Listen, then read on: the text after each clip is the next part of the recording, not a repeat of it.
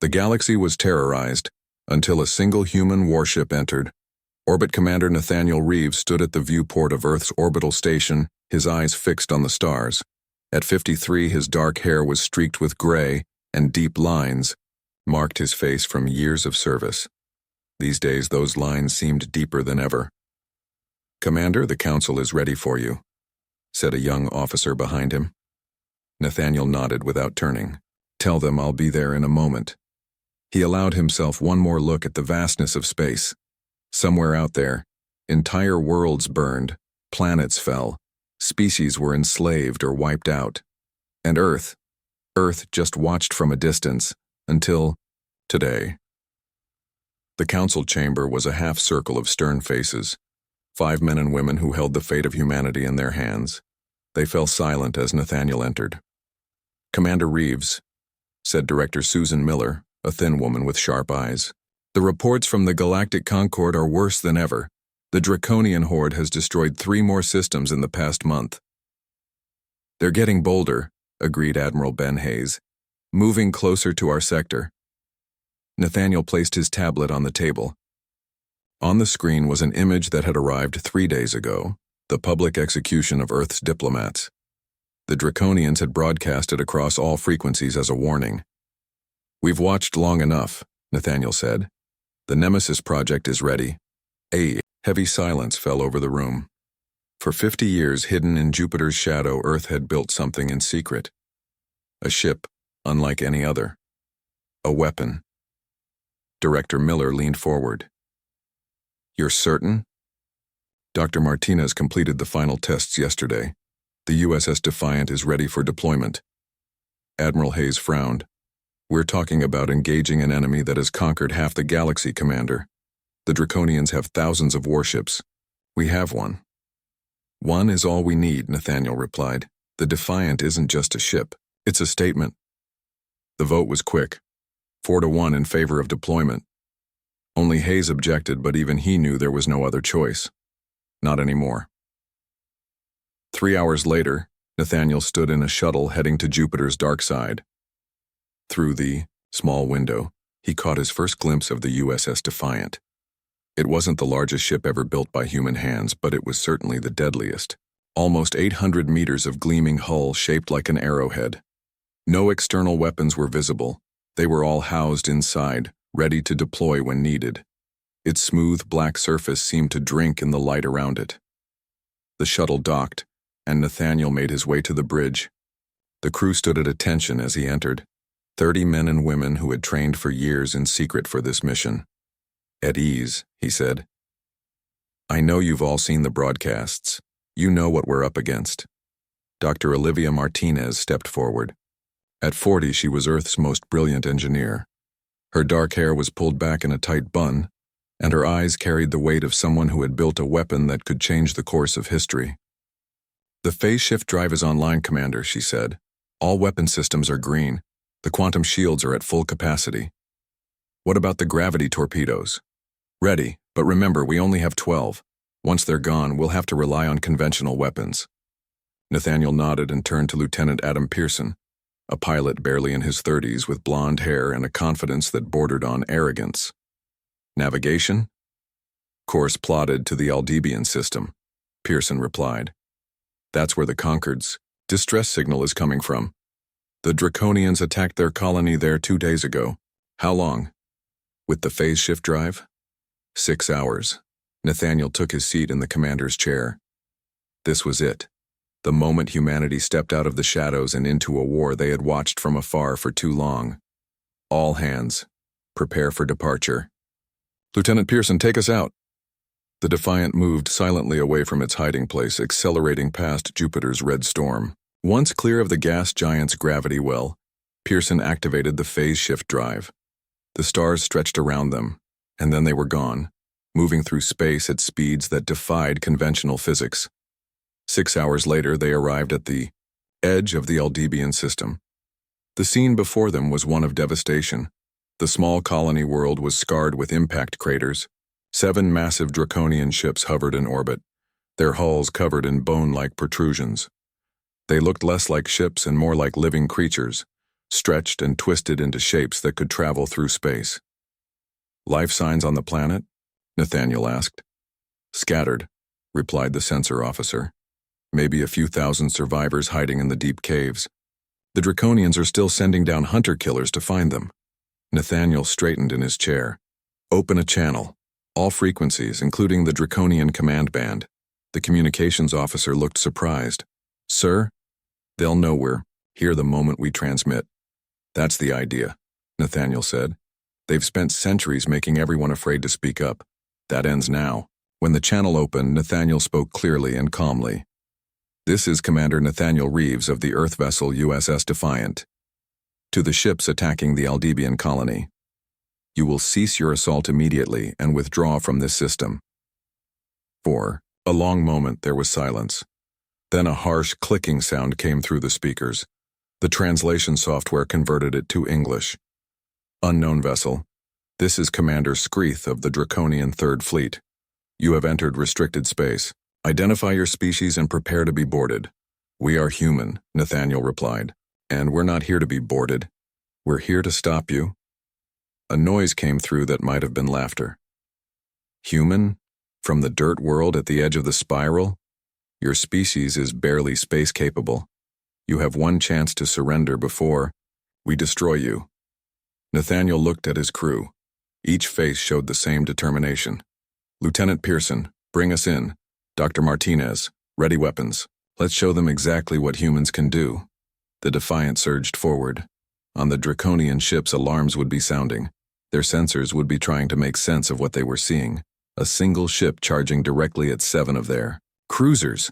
"They're powering weapons," reported the tactical officer. "Let them fire first," Nathaniel ordered. "I want the record to be clear." The lead Draconian ship fired a beam of energy that should have cut through any normal vessel. Instead, the Defiant's quantum shields absorbed it, glowing briefly before returning to their invisible state. "Now," Nathaniel said, "show them what happens when you threaten a human world." Dr. Martinez pressed her hand to the weapons console. The Defiant's hull opened in 12 places, and the gravity torpedoes launched.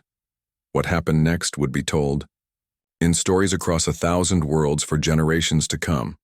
The weapons didn't explode. They imploded, creating micro-black holes that lasted just long enough to tear 3 Draconian ships apart from the inside. The remaining 4 ships began to turn, trying to bring their weapons to bear. "They're attempting to coordinate," said the tactical officer. "Linking their neural networks."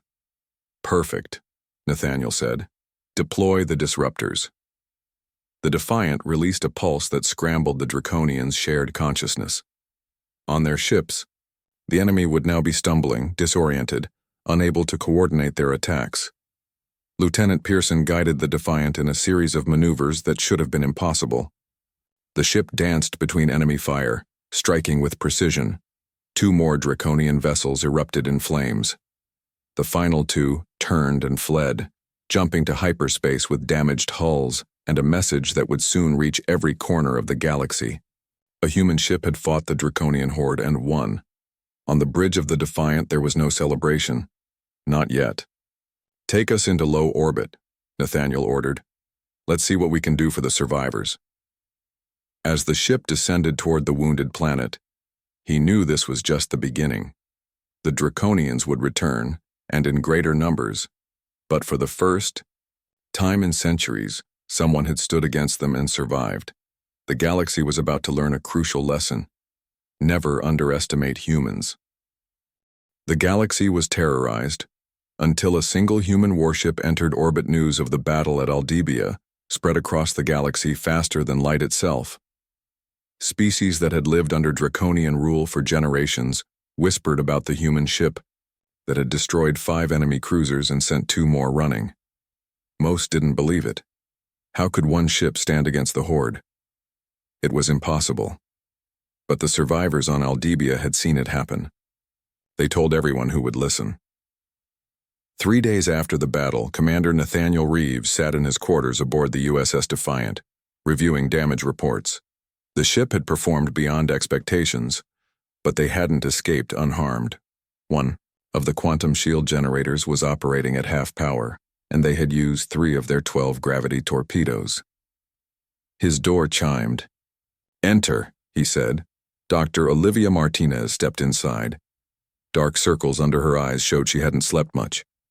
"You should rest," Nathaniel told her. "So should you," she replied. "But we both know that's not going to happen." She handed him a tablet. "I've been working on improving the shield regeneration rate, and I have an idea for replenishing our torpedo supply if we can find the right materials." Nathaniel nodded. "Good work.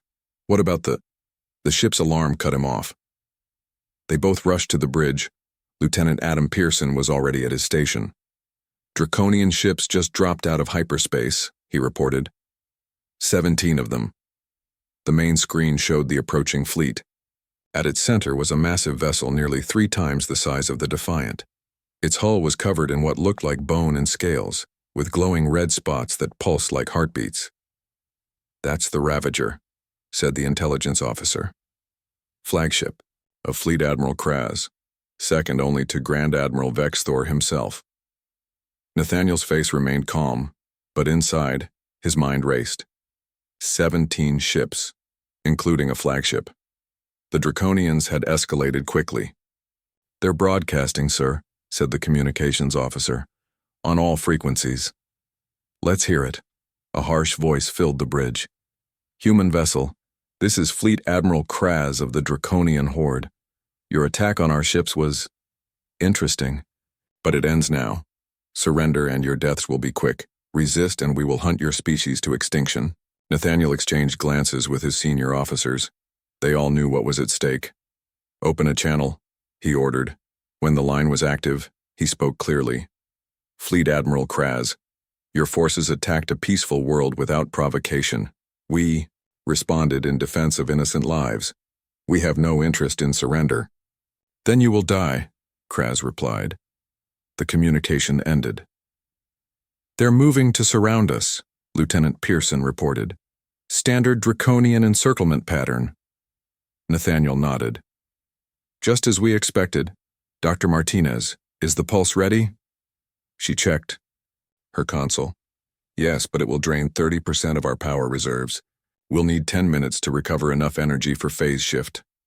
Then we'll have to make those 10 minutes count." Nathaniel turned to his tactical officer. "Target their command ships first. Lieutenant Pearson, execute pattern Delta on my mark." The crew moved with practiced precision. They had trained for this moment, outnumbered but not outmatched. "Mark," Nathaniel said. The Defiant surged forward, directly toward the massive Ravager. The Draconian ships adjusted their formation, weapons charging. "Now, Dr. Martinez," Nathaniel ordered. She activated the pulse, a burst of energy that scrambled the Draconians' neural network. On the enemy ships, confusion would reign as their linked minds suddenly found themselves cut off from each other. The Defiant spun and fired, its weapons striking with surgical precision. 2 Draconian ships exploded immediately. A third drifted, powerless. But the remaining ships recovered quickly. Energy beams lanced toward the Defiant. Most missed as Lieutenant Pearson guided the ship through impossible maneuvers, but some hit. The quantum shields flared. "Shields at 60%, reported the tactical officer. "Keep us moving," Nathaniel ordered. "Fire everything we have at the Ravager's command center." The Defiant's weapons found their mark. The massive flagship shuddered, its red pulse points flickering. But it wasn't enough. The Ravager fired back, a sustained beam that drained the Defiant's shields rapidly. Shields at 40%, 30. Nathaniel made a quick decision. "Lieutenant Pearson, take us into the asteroid field." The nearby asteroid belt offered cover, but also danger. The Defiant was nimble enough to navigate it. The larger Draconian ships would struggle. As they raced toward the field, the tactical officer called out, "Sir!" 3 more ships just appeared on sensors. Nathaniel braced for worse news. They couldn't handle more Draconian vessels. But the officer continued, They're not Draconian. They appear to be Aldebaran defense ships. I thought they were all destroyed." On the screen, 3 smaller vessels moved to intercept the Draconian fleet from behind. They were old and clearly damaged, but their weapons still functioned. They fired on the rearmost Draconian ships, drawing attention away from the Defiant. "They're giving us cover," Dr. Martinez said, amazement in her voice. Nathaniel nodded. "And we won't waste it. Lieutenant Pearson, bring us around. Dr. Martinez, prepare a gravity torpedo for the Ravager." "Sir," she objected, "we only have 9 left. And this is exactly what we saved them for." The Defiant curved through the asteroid field using the larger rocks as shields. The Draconian ships followed more cautiously, their formation broken.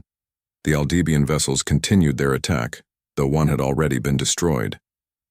"Get me a clear shot at the Ravager's engine section," Nathaniel ordered. Lieutenant Pearson guided the ship with incredible skill, weaving through asteroids while maintaining their targeting solution.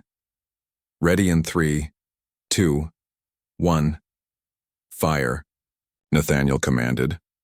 The gravity torpedo launched, streaking toward the massive flagship. It hit directly at the junction where the engine connected to the main hull. For a moment, nothing happened. Then, the torpedo activated. Space itself seemed to bend around the impact point. The Ravager's rear section imploded, crushed by artificial gravity 1,000 times stronger than normal. The ship broke apart, secondary explosions rippling along its length. Fleet Admiral Kraz's flagship was destroyed. The remaining Draconian ships hesitated. Without their command vessel, without their linked neural network, they were suddenly individual captains forced to make individual decisions. Some continued to fight. Others began to retreat. "Sir," said the communications officer, "we're receiving a transmission from one of the Aldebian ships." "On screen," Nathaniel ordered. The face that appeared was Aldebian, gray-skinned with large dark eyes, but the voice was unmistakably human. "USS Defiant. This is Kira Blackwood, former Earth Anthropological Corps. I was studying the Aldebians when the Draconians attacked. These people saved me. Now we'd like to return the favor." Nathaniel smiled for the first time in days. "Ms. Blackwood, your timing is excellent. We could use some local knowledge." As the remaining Draconian ships either fled or were destroyed, the Defiant rendezvoused with the 2 surviving Aldebian vessels. Kira Blackwood came aboard, bringing with her information that would change everything. "The Draconians have a weakness," she told them in the briefing room. "One they've kept hidden for centuries, and the Aldebians know what it is. The battle above Aldebia would later be known as the Second Victory. Small, but significant. 2 battles. 2 victories. The impossible had happened twice now. Across the galaxy, hope began to grow. The galaxy was terrorized until a single human warship entered orbit. 2 weeks after the battle above Aldebia, the USS Defiant hid in the gas clouds of the Mira Nebula. The ship's engines were running silent, and only essential systems remained active. They were waiting. On the bridge, Commander Nathaniel Reeves studied the tactical display. Nearby, Kira Blackwood leaned against the wall, her arms crossed. After 5 years among the Aldebians, she looked more alien than human. Her clothes were a mix of Earth and Aldebian styles, and she had adopted some of their mannerisms. "They'll come," she said. "The supply convoy always takes this route." "And you're sure about the escort?" Nathaniel asked. 4 ships usually, small ones. The Draconians never expected anyone to attack them here. Dr. Olivia Martinez entered the bridge carrying a tablet. "The modifications to the sensor array are complete. We should be able to see them before they see us." Nathaniel nodded. "Good. What about the gravity torpedoes?" "I've managed to rebuild, 2 using materials from the Aldebian ships. That gives us 8 total." Lieutenant Adam Pearson turned from his console. "Contact. Multiple ships dropping out of hyperspace." The main screen showed 5 Draconian vessels emerging from hyperspace. 4 were small escort ships, just as Kira had predicted. The 5th was a massive cargo vessel. Its hull stretched to contain whatever resources the Draconians had stolen from conquered worlds. 5 ships, Nathaniel noted. 1 more than usual. Kira frowned. "They're being cautious. They've heard about us." "It doesn't matter," Nathaniel said. "Lieutenant Pearson, bring us in fast. Dr. Martinez, target the escort ships first." The Defiant surged forward, emerging from the gas cloud like a predator from hiding. The Draconian ships reacted immediately, the escorts moving to protect the cargo vessel. "They're powering weapons," reported the tactical officer. "Let them," Nathaniel replied. "Lieutenant Pearson, execute pattern Gamma." The Defiant spun and twisted, making itself nearly impossible to hit. Dr. Martinez fired the ship's weapons with precision, targeting the engines of the nearest escort. The battle was brief, but intense. The Defiant destroyed 2 escort ships quickly, but the remaining 2 were more skilled. They coordinated their attacks, forcing the Defiant to divide its defensive systems. "Shields at 70%, called the tactical officer. An energy beam struck the Defiant, causing the ship to shudder. Lieutenant Pearson corrected their course without being told. 55%, updated the tactical officer. "Dr. Martinez," Nathaniel said calmly, "use a gravity torpedo on the 3rd escort." She hesitated. "Sir, the cargo ship is the primary target." "Trust me," he replied. Dr. Martinez nodded and fired. The torpedo struck the escort ship, creating a localized gravity well that crushed it instantly. The effect was so powerful that it pulled the 4th escort off course, disrupting its attack. "Now," Nathaniel ordered. "All weapons on the final escort." The Defiant's weapons converged on the last defender, tearing through its shields and into its hull. The ship exploded in a ball of fire. Only the cargo vessel remained, attempting to turn and escape back into hyperspace. "Disable its engines," Nathaniel commanded. "We want it intact." Precise shots from the Defiant destroyed the cargo ship's engines. It drifted helplessly in space. "Prepare a boarding party," Nathaniel said, standing. "Dr. Martinez, Lieutenant Pearson, Kira, you're with me." 20 minutes later, they stood in the cargo hold of the Draconian vessel. Around them were containers, filled with minerals, food supplies, and something much worse. Stasis pods containing sentient beings from dozens of species. "Harvesting operation," Kira explained, her voice tight with anger. "They take people for neural extraction." Nathaniel examined one of the pods. Inside was a young Aldebian, unconscious, but alive. "How many?" "Over 200 pods on this ship alone," Dr. Martinez reported, checking the manifest. "Can we free them?" Lieutenant Pearson asked. "Yes," Kira said. "I've seen it done. The Aldebians saved several of their people this way. They worked quickly, disabling the stasis fields and treating the victims. Most were too weak to stand, but they were alive. Among them were Aldebians, Centaurians, Rigelians, and a dozen other species." As they worked, Nathaniel found something unexpected: a secured data room. Using Dr. Martinez's decryption tools, they gained access. "This is incredible," Dr. Martinez said, scanning the Draconian computer systems. "It's their entire supply network. Routes, schedules, security codes." "Can you download it?" Nathaniel asked. "Already doing it." An alarm sounded. Lieutenant Pearson checked his handheld scanner. Draconian patrol ships approaching. 6 of them. They must have received a distress call. "How long until they arrive?" Nathaniel asked. 10 minutes, maybe less. "Finish the download," Nathaniel ordered. "Everyone else, get these people to our ship." They worked against the clock, transferring the freed prisoners to the Defiant. Dr. Martinez completed the download with 2 minutes to spare. Back on the Defiant, Nathaniel made a decision. "Set the cargo ship to self-destruct. I don't want the Draconians to know exactly what we took." As they pulled away, the cargo vessel exploded behind them. The approaching Draconian patrol would find nothing but debris.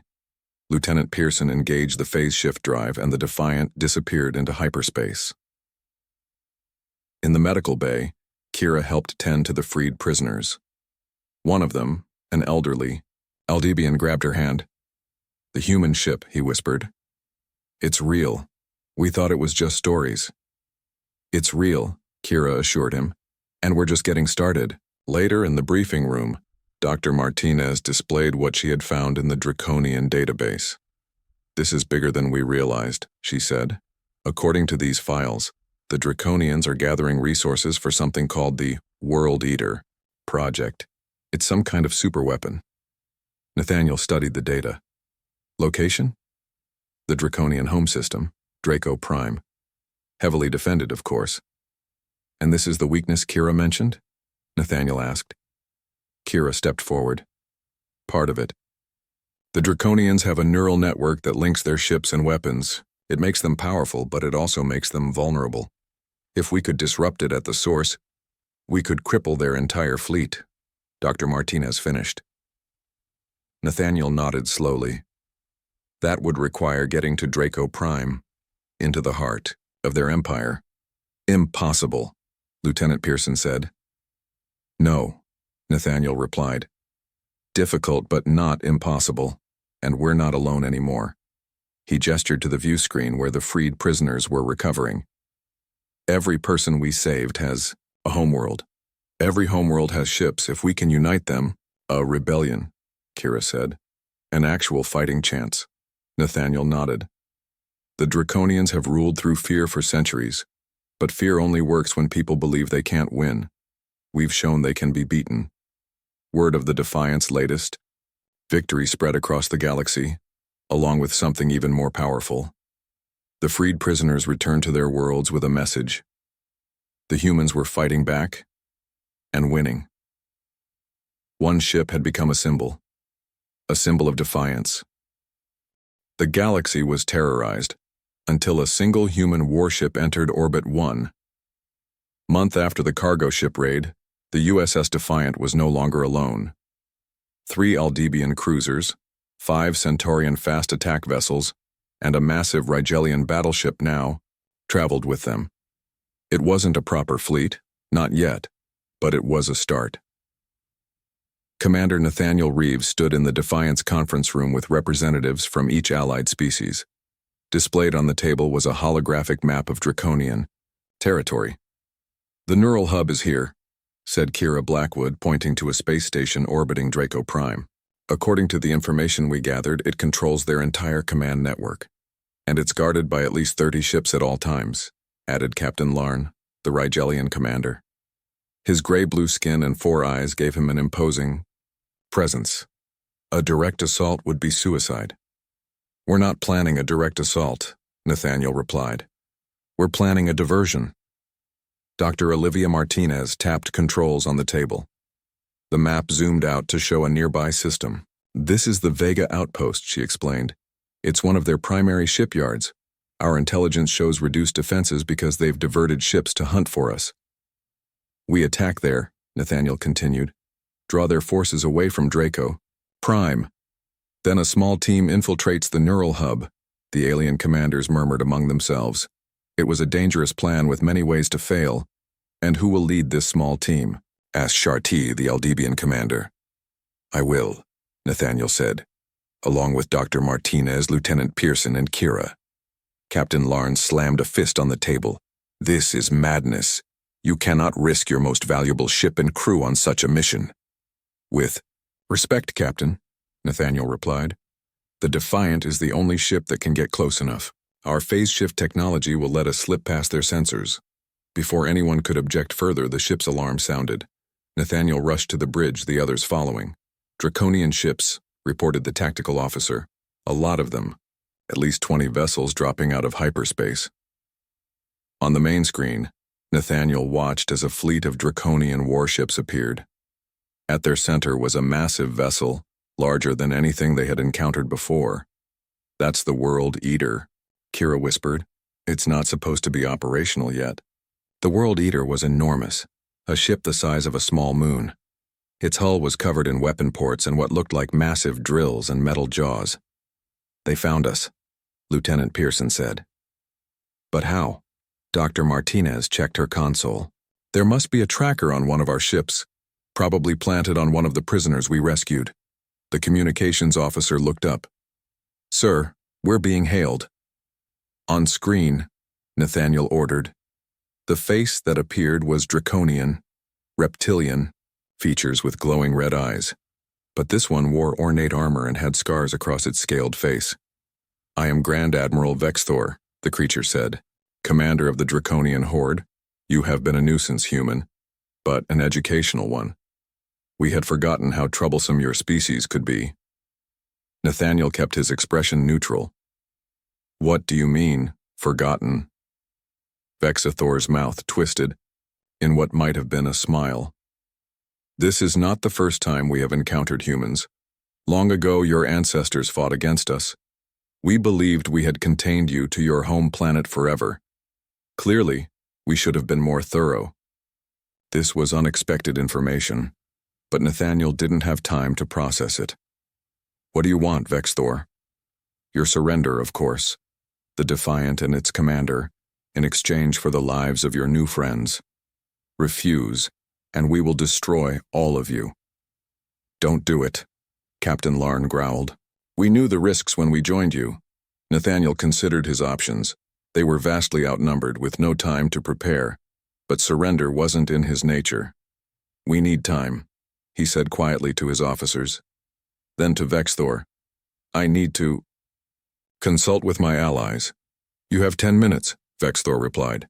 Then we attack. The screen went dark. Options? Nathaniel asked. We could try to run, Lieutenant Pearson suggested. The Defiant could escape with the phase shift drive. And leave our allies? Nathaniel shook his head. Not happening. Dr. Martinez had been quiet, thinking. What if we modified our plan? Use this as our diversion? Nathaniel turned to her. Explain. The World Eater is here, away from Draco Prime. The neural hub will be less protected than usual. If the Defiant can slip away during the battle, we could still complete the mission. Nathaniel finished. But the rest of you would be facing those ships without our help. Captain Larn stepped forward. My ship is old, but its weapons are still strong. We will give you the time you need. The other alien commanders nodded in agreement. 5 minutes. Until Vexthor's deadline, the tactical officer reminded them. Nathaniel made his decision. Lieutenant Pearson, plot a course to Draco Prime, but don't engage until my signal. Dr. Martinez, prepare the phase shift drive for extended operation. Captain Larn, coordinate with the other ships. When the shooting starts, make it count. The cow. Bridge became a flurry of activity as everyone prepared for battle. When Vexthor's face appeared again on the screen, Nathaniel was ready. Your decision, human? The Draconian demanded. We decline your offer. Nathaniel replied simply. Vexthor snarled. Then die. The World Eater fired first, a massive energy beam that the Rigelian battleship barely avoided. The battle had begun. Ships moved and fired. Explosions bloomed in space. The Defiant fought alongside its allies, its advanced weapons causing significant damage to the Draconian fleet. But they were still outnumbered. The Rigelian battleship took a direct hit from the World Eater, its shields failing. 2 Aldebaran cruisers moved to protect it, and one was destroyed immediately. On the Defiant's bridge, Nathaniel watched the battle with a heavy heart. People were dying for his mission, for his plan. Sir, Lieutenant Pearson said quietly. We need to go now while they're distracted. Nathaniel nodded. Prepare for phase shift. As the Defiant prepared to depart, a massive explosion rocked the ship. Warning lights flashed across every console. Direct hit to the engine section, reported the tactical officer. Phase shift drive is damaged, operating at 40% capacity. Dr. Martinez's face went pale. We can't reach Draco Prime with the drive in this condition. Not in time to matter. Nathaniel gripped the arms of his command chair. Their plan was falling apart. Their allies were being destroyed, and now they couldn't even complete the mission that might have made those sacrifices worthwhile.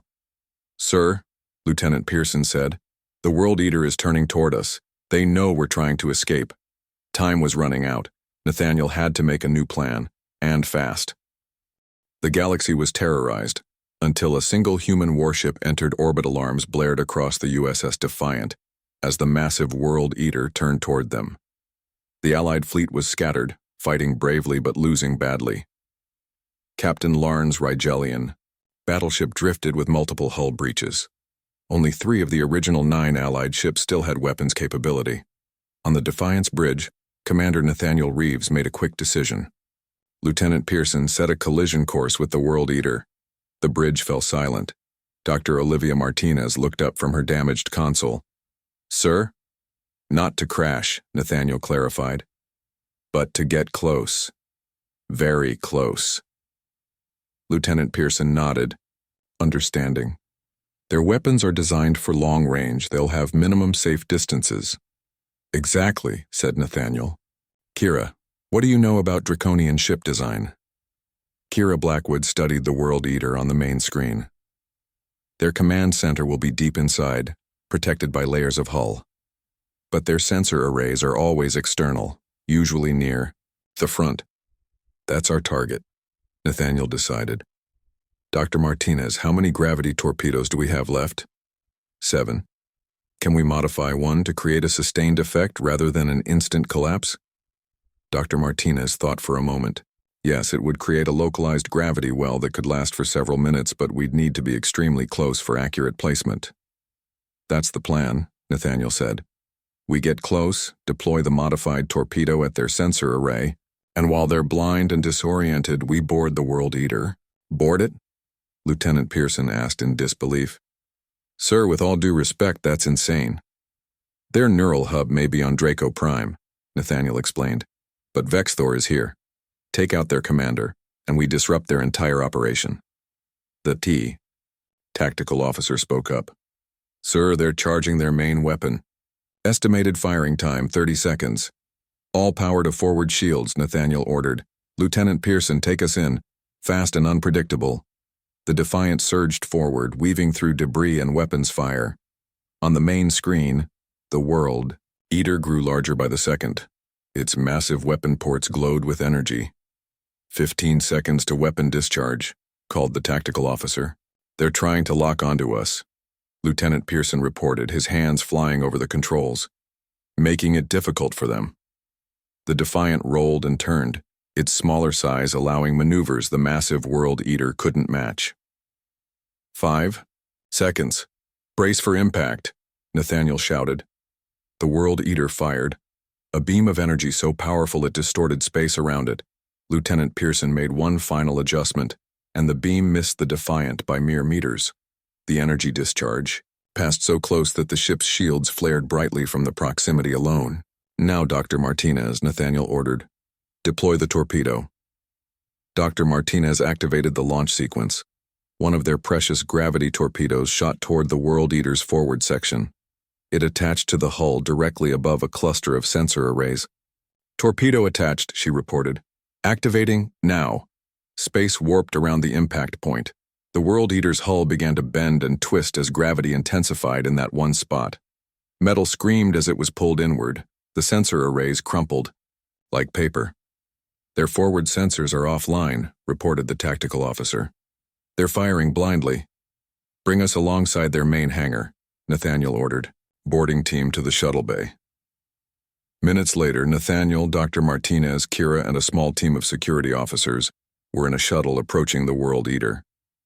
The massive draconian ship was firing in all directions, but without its forward sensors, it couldn't target the small craft. Their hangar shields are still active, Dr. Martinez noted as they approached. Can we get through? Nathaniel asked. Yes, Kira replied. Draconian shields are frequency-based. Give me access to the shuttle's systems. Kira input a series of codes she had learned from the Aldebaran resistance. The shuttle's engines changed frequency, matching the World Eater's shields. They passed through as if the shields weren't there. The hangar was chaos. Draconian troops ran in all directions, preparing fighters for launch. They didn't notice the small human shuttle until it had already landed. Move fast, Nathaniel ordered as they exited the shuttle. We need to reach the command center. Kira led the way, using her knowledge of draconian ship layouts. They encountered resistance, scaled warriors with energy weapons, but the element of surprise was on their side. They fought their way deeper into the massive ship. This way, Kira said, pointing to a large doorway guarded by 4 heavily armored draconians. A brief firefight left the guards down and the door accessible. Dr. Martinez hacked the control panel, and the massive door slid open. They entered the World Eater's command center. It was vast, with dozens of draconian officers at various stations. At the center, on a raised platform, stood Grand Admiral Vexthor. The draconian commander turned as they entered, his red eyes widening in surprise. then narrowing in hate. "Humans," he hissed, "always interfering where you don't belong." Nathaniel stepped forward. "It's over, Vexthor. Call off your fleet." Vexthor laughed, a harsh sound like metal scraping stone. "You think capturing me will end this? The Horde has existed for millennia. We will continue long after you are dust." "Maybe," Nathaniel agreed.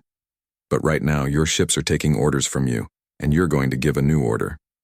Vexthor's hand moved toward a weapon at his side, but Kira was faster.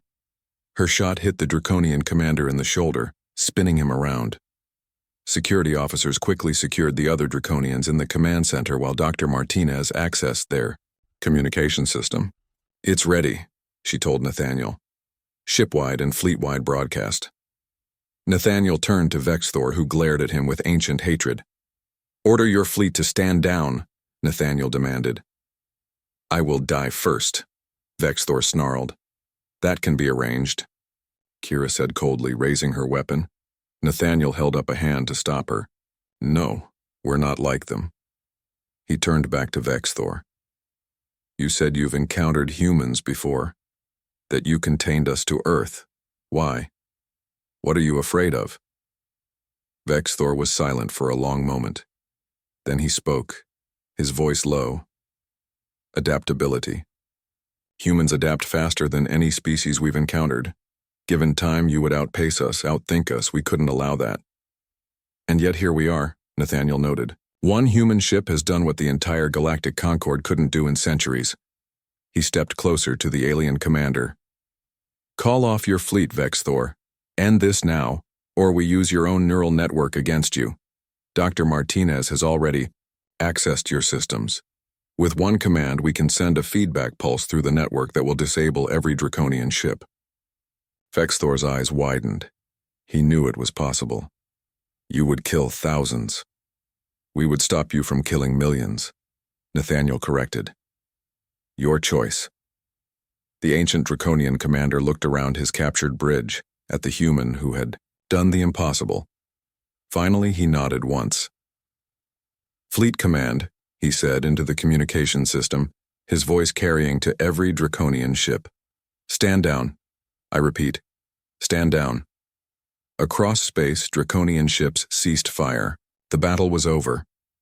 1 month later, representatives from 47 species gathered on the neutral world of Luminara. The Draconian horde had fractured without Vexthor's leadership.